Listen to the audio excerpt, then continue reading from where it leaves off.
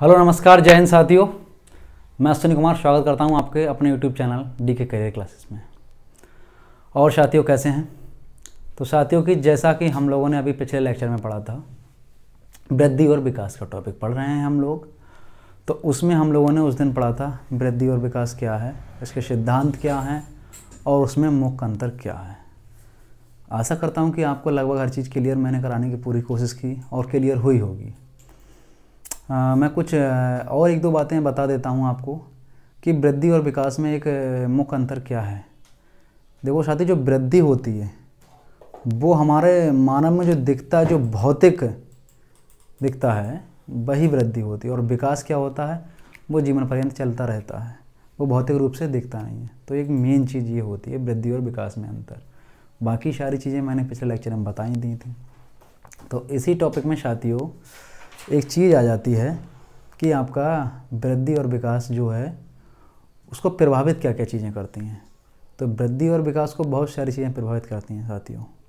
तो क्या क्या चीज़ें प्रभावित करती हैं, आज हम उस चीज़ों पे आपसे बात करेंगे। ठीक है साथियों, तो आइए चलते हैं कि वृद्धि और विकास को जो प्रभावित करने वाले कारक हैं वो क्या क्या हैं। इसमें मैंने बहुत सारे कारक लिखे हैं, इसके अलावा और भी बहुत सारे कारक होते हैं। जो मेन सबसे ज़्यादा हमारे वृद्धि और विकास को प्रभावित करते हैं जो कारक, वो कारक गाइज ये आपके सामने हैं।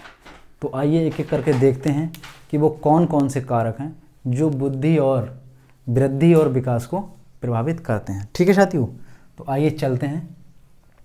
सबसे पहला जो कारक है वो होता है साथियों पोषण और भोजन, यानी कि न्यूट्रिशन। तो साथियों जब बालक जन्म लेता है, जन्म के बाद पोषण के लिए सबसे आवश्यक बच्चे के लिए क्या होता है, उसकी माँ का दूध कहा गया है। लेकिन आपने देखा होगा कि कुछ बच्चों को माँ का दूध वो अडॉप्ट नहीं कर पाते हैं, कुछ बच्चे माँ का दूध नहीं पीना चाहते हैं। तो क्या होता है, वो बच्चे अपने पोषण में थोड़े पिछड़ जाते हैं। और क्या होता है, जो बच्चों माँ का दूध पीते हैं उनका शरीर थोड़ा हष्ट-पुष्ट रहता है, वो नहीं पिछड़ते हैं। तो इसका कहने का मतलब ये है, जो विकास के पक्ष हैं यानी कि उसमें पोषण जो है वो मुख्य भूमिका निभाता है। ऐसा नहीं है कि जब बच्चा पैदा होता है उसके बचपन की हम बात कर रहे हैं। हमारे संपूर्ण जीवन में विकास के सभी पक्षों के लिए जो पोषण और भोजन है वो बहुत ज़्यादा आवश्यक है। अगर हमारा सही पोषण नहीं होगा तो विकास भी पिछड़ जाएगा साथियों। ठीक है, तो विकास को ये भी प्रभावित करता है, पोषण या हमारा खान पान या हमारा भोजन। ठीक है साथियों, अब दूसरी बात आ जाती है लिंग भिन्नता, जेंडर वाइज से बोलते हैं, जेंडर या लिंग। साथियों समाज में हमारे दो प्रकार के लिंग होते हैं मुख्य रूप से। तो ट्रांसजेंडर भी है एक और लिंग, लेकिन मुख्य रूप से हम दो लिंगों की बात करते हैं जब हम अपने पढ़ते हैं। तो इसमें क्या होता है, एक लड़की की बात होती है और एक लड़का की बात होती है। तो क्या देखते हैं कि जन्म के समय जो लड़के का जब जन्म होता है तो वो शरीर में कुछ मात्रा में लड़कियों से बड़ा होता है बालक, और बालिकाएं कुछ मामले में उनसे थोड़ी सी छोटी होती हैं शरीर की लंबाई वगैरह में, है ना। लेकिन क्या देखा गया है कि जो लड़कियां होती हैं या जो बालिकाएं होती हैं वो परिपक्व लड़कों की अपेक्षा में जल्दी हो जाती हैं। इसमें और भी बहुत सारी चीज़ें हैं। लड़कियां जो होती हैं उनकी कैचिंग पावर भी साइंस मानती है ज़्यादा होती है, सीखती भी लड़कों से ज़्यादा हैं और जल्दी बड़ी भी हो जाती हैं उनसे ज़्यादा हैं। और आपने देखा होगा कि लड़कियां लड़कों से बोलने में भी आगे होती हैं। ठीक है, बाचाल भी ज़्यादा होती हैं। और एक बात और है कि इनकी जो क्षमता होती है वो भी लड़कों से ज़्यादा होती है। और एक आपको बात बता दूं, जो महिलाओं की मृत्यु दर होती है वो भी पुरुषों की अपेक्षा में कम होती है। क्यों? क्योंकि उनकी रोग प्रतिरोधक क्षमता जो होती है वो पुरुषों से ज़्यादा होती है। यानी कि जो लिंग है वो भी वृद्धि और विकास को प्रभावित होता है। लेकिन हमारे समाज में क्या है, लिंग को भी एक अलग तरह से देखा जाता है कि बालक और बालिकाओं में लिंग की वजह से अंतर भी किया जाता है। क्या होता होगा, आपने छोटे जब बच्चे होते हैं तो माता पिता लड़का लड़की को समान मानते हैं। लेकिन जैसे जैसे बच्चे बड़े होते हैं, बच्चे स्कूल जाते हैं, तो लड़कियों को लोग आज के समय में हमारे यहाँ हमारे समाज में अभी भी कम प्राथमिकता देते हैं। चाहे पढ़ाई लिखाई हो या कोई और काम, बिजनेस हो या अपने और पसंद का कोई काम हो, लड़कियों को कम प्राथमिकता देते हैं। अब लड़की मान लिया पढ़ने में अच्छी है, होशियार है, तो जहाँ आसपास जो विद्यालय है वहाँ तो पढ़ाई करवा दी उसकी। लेकिन अगर लड़की को कहीं बाहर जाना, अच्छा पढ़ना, तो घर वाले क्या कहते हैं, उसको कहते हैं नहीं बेटा अब तुम बहुत पढ़ गई, तुम इसलिए नहीं बनी, अब तुम्हारी शादी कर देते हैं और तुम चौका चूल्हा करो। लेकिन लड़का चाहे बदतमीज है, दिन भर खेलता कूदता है, और उसके लिए वो कोई बात कर देगा तो माता पिता उसके लिए राजी हो जाते हैं। तो ये हमारे समाज में एक बहुत बड़ी गलती है। तो यानी कि लिंग जो है उससे भी विकास प्रभावित होता है। तो यहाँ से जैसे प्रभावित हो गया, वो लड़की का जो विकास था वो वहीं पे दबा दिया गया या वहाँ पे रुक गया, लेकिन लड़के का विकास आगे के लिए बढ़ा दिया। तो यहाँ से भी विकास प्रभावित होता है। अगला पॉइंट आता है साथियों इसी के साथ जाति और संस्कृति। जाति का मतलब यहाँ पे हमारी जाति से नहीं है, ओबीसी, एससी, एसटी, इसका मतलब नहीं है। जाति का मतलब होता है हमारी प्रजाति से। जैसे हम मानव हैं तो हमारी प्रजाति होमो सैपियंस है, तो उसी तरह से मैं उस जाति की बात कर रहा हूँ। और संस्कृति की बात कर रहा हूँ कि हम किस समाज में रहते हैं, वहाँ का कैसा रहन सहन है, कैसा खान पान है, कैसी संस्कृति है, वो संस्कृति होती है। तो इसमें क्या होता है, वो भी प्रभावित करती है। एक शोध किया गया था अमेरिका में, तो वहाँ पे अश्वेत और श्वेत प्रजाति के बच्चों पे शोध किया गया था। तो वहाँ पे क्या पाया गया था कि जो अश्वेत प्रजाति के बच्चे थे वो श्वेत प्रजाति की बच्चों से हर मामले में पीछे रह रहे थे। ठीक है साथियों। और ऐसे ही बहुत पहले के हमारे समाज में क्या रहता है, रूढ़िवादी और पारंपरिक बहुत ज़्यादा चलता है शुरुआत से ही। तो हमारे देश जो इंडिया है, इंडिया में भी सबसे ज़्यादा रूढ़िवादिता चलती है। तो उसी वजह से क्या हुआ, शुरुआत में बहुत पहले से जो हमारा देश हुआ या एशिया के और देश थे वो रूढ़िवादी थे ज़्यादातर और पारंपरिक ढंगों पे ही चलते थे अपने। तो उस वजह से क्या हुआ कि जो एशिया के देश हुए या हमारे भारत देश हुआ, यहाँ पर वैज्ञानिकता कम पनपी और वैज्ञानिक सोच कम पनपी।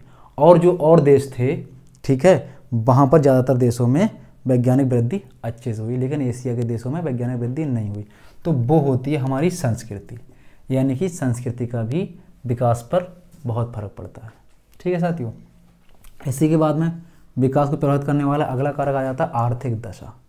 अब आर्थिक दशा कैसे प्रभावित करता है बच्चों को, कि अगर किसी परिवार की खराब आर्थिक स्थिति है, ठीक है, और किसी बच्चे की जो क्षमता है वो अच्छी है, लेकिन आर्थिक स्थिति खराब होने की वजह से वह अपना उपयुक्त विकास नहीं कर पाता है।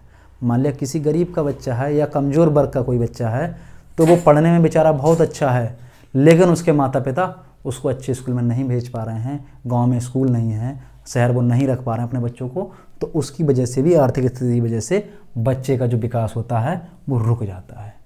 समझ रहे हैं आप लोग। इसी के साथ में साथियों अगला एक और आता है पॉइंट, जिसको बोलते हैं अधिगम या बुद्धिमत्ता। यानी कि किस बच्चे में सीखने की क्षमता कितनी है, कौन बच्चे की टेंडेंसी कितनी है, किस बच्चे की बुद्धिमत्ता ज़्यादा है या कम है, उसको पॉइंट को कहते हैं बुद्धि या अधिगम।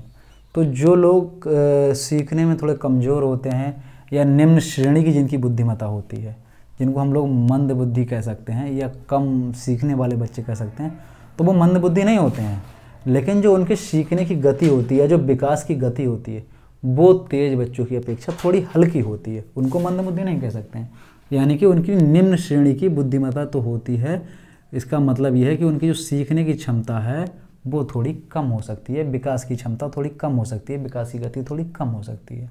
और जो उच्च श्रेणी की बुद्धिमत्ता है, यानी कि उन बच्चों की विकास की गति थोड़ी तेज़ हो सकती है, ज़्यादा हो सकती है, तो वो भी यानी कि अधिगम को प्रभावित करता है। अधिगम का विकास का जो सिद्धांत आया था साथियों, उसमें ये सब चीज़ें रिचर्ड सियर्सन जी ने क्लियर करी थी। याद रखना, अधिगम के विकासात्मक सिद्धांत को किसने दिया था, वो दिया है रिचर्ड सियर्सन ने। किसने दिया है अधिगम का विकासात्मक सिद्धांत? रिचर्ड सियर्सन। ठीक है। अब चलते हैं अगले पॉइंट पे, जो सबसे ज़्यादा प्रभावित करता है विकास को, वो है आपका वंशानुक्रम। वंशानुक्रम और वातावरण, ये दो चीज़ें ऐसी हैं जो सबसे ज़्यादा प्रभावित करती हैं। अब वंशानुक्रम में देख लेते हैं क्या क्या आता है जो बच्चों के विकास से प्रभावित करता है। वंशानुक्रम तो आप समझते ही हैं कि वह लक्षण जो बच्चे अपने पूर्वजों से या अपने माता पिता से या अपने पेरेंट्स से ग्रहण करते हैं, वो वंशानुक्रम कहलाते हैं या आनुवंशिकी कहलाते हैं। ठीक है। तो इसमें क्या होता है, ये सबसे ज़्यादा बच्चे की वृद्धि और विकास को प्रभावित करता है क्या? वंशानुक्रम। अब वंशानुक्रम से बच्चा क्या क्या लेकर आता है, क्या क्या वंशानुक्रम में उसके अंतर्गत आता है। जब बच्चा जन्म लेता है, उसके बाद में जब बच्चा धीरे धीरे बड़ा होता है, तो वंशानुक्रम के अंतर्गत क्या क्या आता है। वंशानुक्रम में एक जो प्रभावित करने वाला कारक है, वृद्धि और विकास को प्रभावित करने वाला कारक है वंशानुक्रम का, वह है बुद्धि। बुद्धि अगर किसी की कमज़ोर है, किसी की ज़्यादा है, या मतलब उसकी कैचिंग पावर अच्छी है या कम है, तो वो आपके अधिगम को भी प्रभावित करेगा। तो बुद्धि एक कारक किसका है? वंशानुक्रम का। ये भी आपके विकास को प्रभावित करता है। वंशानुक्रम का एक दूसरा कारक है समस्या समाधान, जो कि हम अपने माता पिता से देखते हैं, उनसे सीखते हैं, या उनके द्वारा ही हमारे शरीर में आता है। तो क्या होता है? समस्या समाधान, किसका कैसी ज़्यादा क्षमता है समस्या समाधान करने की, तो वो भी विकास को प्रभावित करता है। ये भी वंशानुक्रम का एक कारक है। तीसरा वंशानुक्रम का एक कारक है तार्किक क्षमता। तो तार्किक क्षमता भी हर किसी की अलग अलग होती है, सोचने की क्षमता अलग अलग होती है, हर किसी की अलग अलग क्षमता है, तो वो भी विकास को प्रभावित करता है। ये भी वंशानुक्रम से ही है। और वंशानुक्रम का एक कारक और है ग्रहण शक्ति, कि कौन व्यक्ति सामने वाले की बात कितनी ज़्यादा समझ पा रहा है, कितनी ज़्यादा ग्रहण कर पा रहा है, तो वो भी विकास को प्रभावित करता है, ग्रहण शक्ति। ठीक है, तो ये मुख्य पॉइंट या मुख्य कारक हो गए वंशानुक्रम के, जिसकी वजह से विकास जो होता है वो प्रभावित होता है साथियों। ठीक है साथियों, ये बहुत मोस्ट इम्पॉर्टेंट टॉपिक है, विकास को प्रभावित करने वाले कारक, जो कारक मैं बता रहा हूँ। ठीक है, इनको ध्यान रखना सब। इसके अलावा फिर वातावरण आता है, वंशानुक्रम के बाद वातावरण आता है। तो इसमें क्या बताया जाता है साथियों, जो वंशानुक्रम से बच्चे लक्षण लेके आते हैं अपने माता पिता के, वो तो हैं ही हैं, वो तो विकास को प्रभावित करेंगे ही करेंगे। लेकिन सबसे बड़ी बात, इसको बहुत ध्यान से समझना, लेकिन यदि आपने वंशानुक्रम से जो लक्षण तो लाए हैं अपने माता पिता से, आपको प्राप्त हुए हैं जन्म के साथ, लेकिन अगर आपको उपयुक्त वातावरण नहीं मिलता है, तो आपके वो जितने भी आप वंशानुक्रम से अपने साथ लक्षण लाए हैं या जो आपको मिले हैं, वो सारे के सारे व्यर्थ या निरर्थक चले जाएंगे। कहने का मतलब ये है कि विकास के लिए वातावरण सबसे ज़्यादा ज़रूरी होता है। ठीक है साथियों, ध्यान रखना। देखते हैं इसमें क्या क्या आ जाएगा आपका। देखो मैंने जैसे बताया, अगर वातावरण उपयुक्त नहीं है, वातावरण, तब आपकी जो जन्मजात क्षमताएं हैं वो सारी की सारी निरर्थक हो जाएंगी, जो मैंने बताई थी अभी आपको। और अगर प्रकट करने के लिए उपयुक्त वातावरण उपलब्ध नहीं हुआ, तो सारी जन्मजात क्षमताएं जो हैं वो निरर्थक सिद्ध हो जाएंगी, धरी की धरी रह जाएंगी, अगर आपको वातावरण ही उपयुक्त नहीं मिल पाया। अब वातावरण के अंतर्गत क्या क्या चीज़ें आती हैं, हम थोड़ा उस पर ध्यान देते हैं साथियों। वातावरण में क्या क्या आ जाता है? सबसे पहले वातावरण में आ जाता है आपका सूर्य का प्रकाश, सूर्य का प्रकाश और ताज़ी हवा। कहते हैं कि जब बच्चा पैदा होता है, छोटे बच्चे होते हैं, गांव आपने देखा होगा कि गांव में बच्चों को धूप में लिटा दो, धूप सिखा दो, है ना, हैं, विटामिन डी मिल जाएगी, हड्डियां मजबूत रहती हैं, ठंड नहीं लगेगी, धूप से सिकाई कराना बहुत ज़रूरी है। तो ये सब बातें इसीलिए कही गई हैं कि अगर ये चीज़ बच्चे को पर्याप्त मात्रा में नहीं मिलेगी, सूर्य का प्रकाश और ताज़ी हवा, तो कहीं ना कहीं पे उसका जो विकास है वो प्रभावित हो जाएगा। यानी ये वातावरण का मुख्य फैक्टर है, सूर्य का प्रकाश और ताज़ी हवा। तो इससे वातावरण पे, विकास पे बच्चे के बहुत प्रभाव पड़ता है। दूसरा आ जाता है वातावरण का एक और कारक, खेल एवं मनोरंजन। कहते हैं कि स्वस्थ शरीर में या स्वस्थ शरीर में स्वस्थ मस्तिष्क का विकास होता है। यानी कि जब बच्चे का स्वस्थ शरीर ही नहीं होगा, तो स्वस्थ मस्तिष्क कैसा होगा, स्वस्थ विकास कैसा होगा? तो स्वस्थ विकास के रहने के लिए क्या करना होगा? खेल और मनोरंजन बहुत ज़रूरी हैं। यानी कि वातावरण का ये अगला कारक है खेल एवं मनोरंजन। इससे क्या होता है? बच्चे का विकास प्रभावित होता है।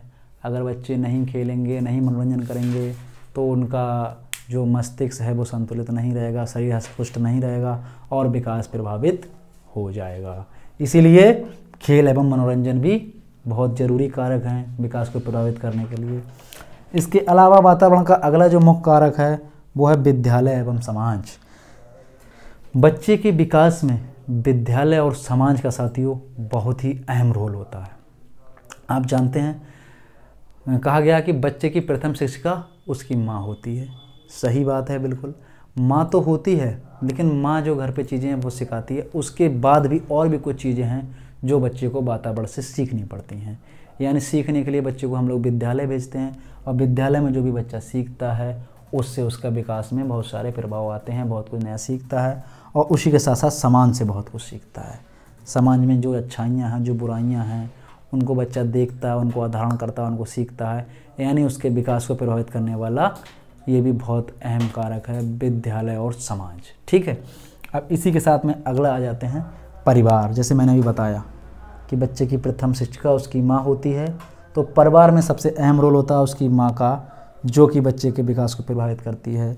माँ हो गई, माता जी हो गई, उनकी पिताजी हो गए, भाई बहन हो गए, दादा दादी हो गए, जो भी परिवार में सदस्य होते हैं, तो उनसे भी बच्चा कुछ ना कुछ सीखता है, यानी वो सब भी बच्चे के विकास को प्रभावित करने में उसकी मदद करते हैं या अहम भूमिका निभाते हैं। ठीक है साथियों, इसी के साथ में अगला आ जाता है पॉइंट आयु।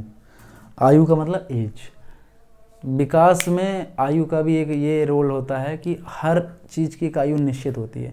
बच्चा पैदा होता है, उसके 3-4 महीने बाद उसके दांत निकलना शुरू होते हैं, घुटनों चलना सीखता है, फिर धीरे धीरे खड़ा होता है, गिरता है, चलना सीखता है, फिर एक उम्र आती है शैशवावस्था के बाद, फिर बाल्यावस्था में आता है, फिर बड़ा होता है, किशोरावस्था में आता है। इस तरह से धीरे धीरे एक निश्चित जो आयु है वो भी उसके विकास को प्रभावित करती है, यानी कि आयु का भी मेन रोल होता है।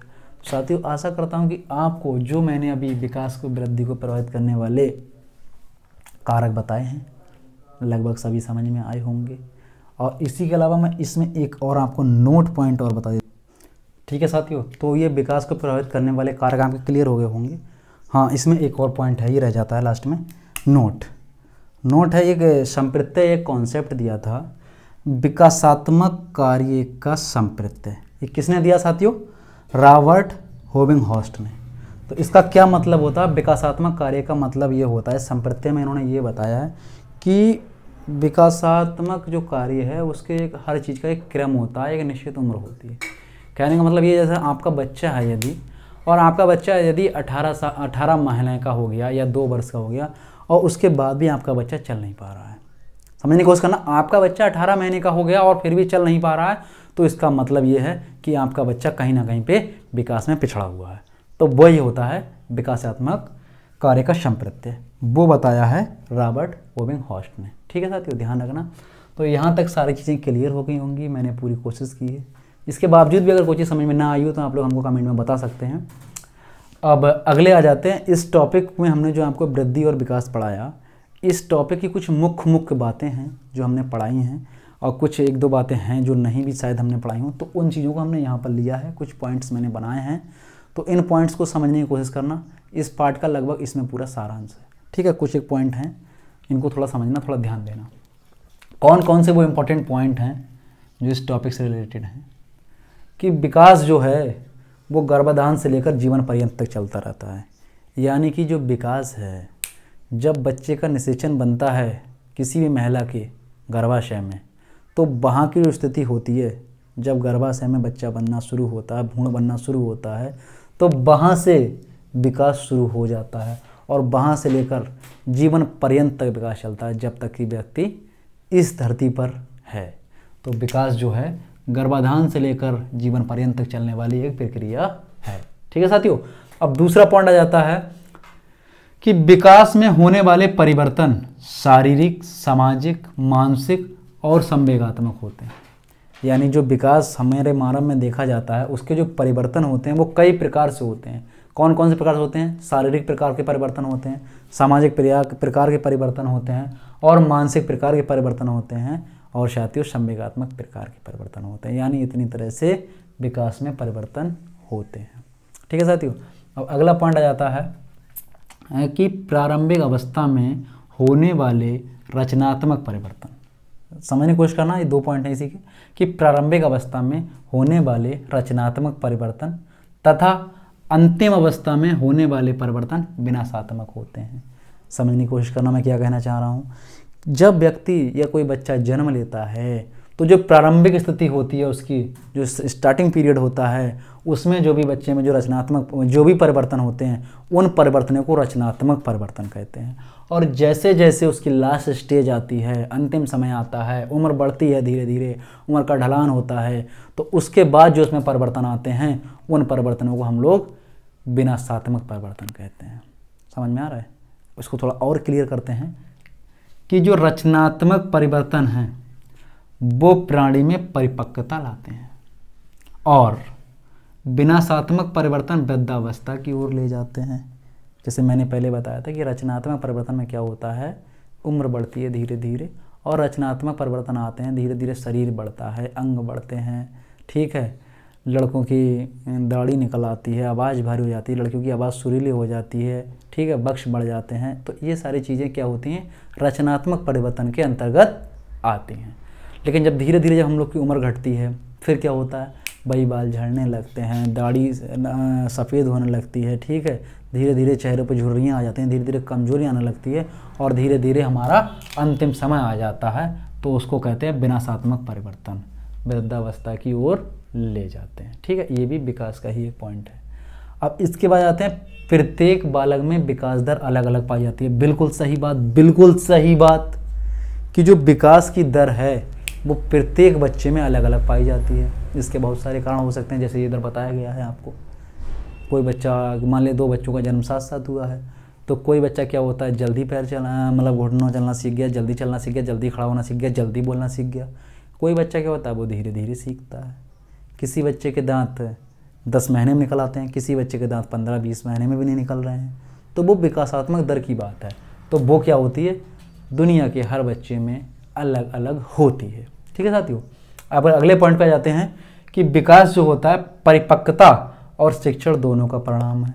ये बात भी सही है, विकास जो है परिपक्वता और शिक्षण दोनों का परिणाम है। अब परिपक्वता क्या होती है, जैसे जैसे हमारा शरीर बढ़ता गया, हम बढ़ते गए, मैच्योर होते गए, तो उसको कह दिया परिपक्वता। लेकिन उस परिपक्वता के साथ साथ हमको शिक्षा भी तो ग्रहण की जाती है, शिक्षा भी तो हम लोग ग्रहण करते हैं। तो जो विकास है वो परिपक्वता और शिक्षण दोनों का मिक्सचर है। तो ये बात कही गई है इन्होंने, दोनों का परिणाम है, ठीक है। अब अगला पॉइंट आ जाता है कि विकास क्रम में कोई बालक पहले सामान्य फिर विशेष क्रिया करता है।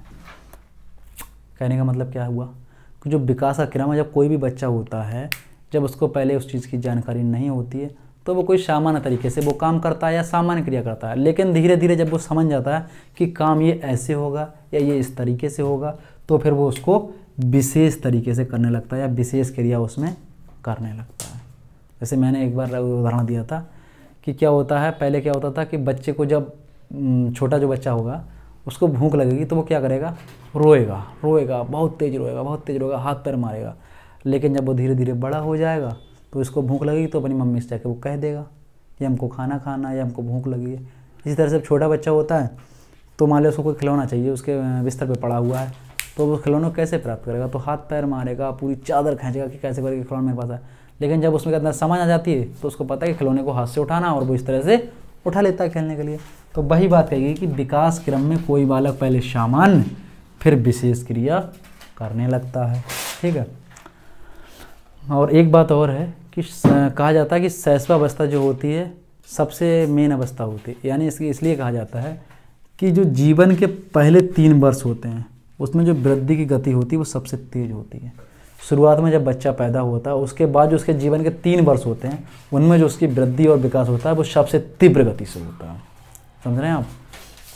इसके अलावा एक आखिरी पॉइंट है इस टॉपिक का कि शिक्षकों, अभिभावकों और अन्य लोगों के लिए ज्ञान की वृद्धि और विकास आवश्यक है। क्यों आवश्यक है? शिक्षकों के लिए, अभिभावकों के लिए और अन्य लोगों के लिए ज्ञान की वृद्धि और विकास इसलिए आवश्यक है क्योंकि ये उन सभी को विभिन्न चरणों में बच्चे के समुचित समन्वय विकास में मदद करते हैं। समझने की कोशिश कीजिए इसको मैंने क्या बता दिया कि जो शिक्षक हैं समाज के मेन कर्ताधर्ता माने जाते हैं। शिक्षक ही बच्चों का निर्माण करते हैं, शिक्षक ही बच्चों का भविष्य बनाते हैं, यही माना जाता, कहा जाता है। और उसके बाद में उसके अभिभावक होते हैं बच्चे के। तो जो अभिभावक और शिक्षक हैं उनका मेन अहम रोल होता है बच्चे के विकास में। तो वही बात बताई गई है, ये दोनों जो लोग हैं इनको ज्ञान की वृद्धि और विकास इसलिए ही आवश्यक है कि ये जो बच्चे हैं उनके जो विभिन्न चरण हैं, उनकी विभिन्न स्टेज हैं, उनका विकास जो है, उनका जो समन्वय है उसको ये लोग अच्छे से कर सकें, उसको समझ सकें और उसकी मदद कर सकें। तो इसलिए इन लोगों के लिए जो ज्ञान की वृद्धि और विकास जो है सबसे ज़्यादा ज़रूरी है, शिक्षकों का, अभिभावकों का और जो बच्चे के परिवार में या उनके आस पड़ोस में उसके जो बड़े हैं जिनसे बच्चा को सीखता है, या साथी हैं कोई भी है जिनसे भी वो सीखता है, तो उन लोगों के लिए वृद्धि और विकास की अति आवश्यकता होती है। ठीक है साथियों, तो कैसा लग रहा है आप लोगों को मनोविज्ञान पढ़ते हुए हमारे साथ में? कोई समस्या आ रही हो, कोई दिक्कत आ रही हो तो आप लोग हमको बता सकते हैं। और बाकी तो दुनिया है, अपने आप में परिपूर्ण कोई नहीं है, ठीक है। कुछ कमियां हम में भी हो सकती हैं, कुछ कमियां आप में भी हो सकती हैं, ठीक है। लेकिन हम लोग पूरी कोशिश करते हैं कि आप लोग के लिए हर संभव अच्छे से अच्छा मैटर दिया जाए, कि हमारे बच्चे जो कहीं पे अटके ना, कहीं पे फेल ना हो, ठीक है साथियों। आपको मैं बता दूं कि मेरे कुछ ऐसे स्टूडेंट भी हैं जो अभी सीटेट हुआ था, इसमें साइकोलॉजी में 30 में 30 मार्क्स तक लाए हैं। 30 में 30 वाले भी हैं, 29 वाले भी हैं, 28 वाले भी हैं, 25 से कम तो कोई लाया ही नहीं है। आप जिस दिन कहोगे मैं आपको सबकी मार्कशीटें भी शेयर कर सकता हूँ, और 30 वाली भी मार्कशीटें मैं आपको दिखाऊंगा मनोविज्ञान में, ठीक है साथियों। तो कैसा लगा आपको लेक्चर बताइएगा, और मिलते हैं अगले लेक्चर में आपसे। तब तक के लिए नमस्कार, गुड बाय, टाटा।